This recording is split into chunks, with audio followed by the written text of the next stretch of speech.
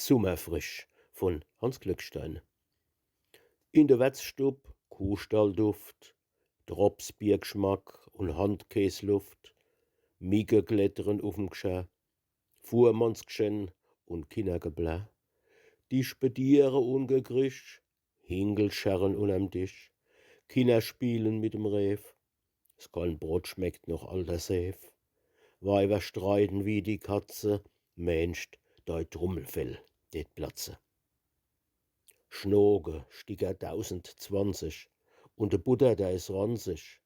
Gschär mit Sprichelscher verziert, is von schwarze Händ verschmiert. Und im Glas mit Mus von Pflaume sieht man noch de Druck vom Daumen.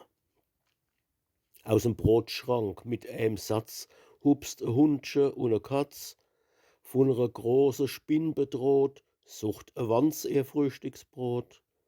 Wammer, wie vom Viehwerk geschert, sich ins Freie retiriert, werd man draußen auf de Gass glei bis in die Halskaut nass.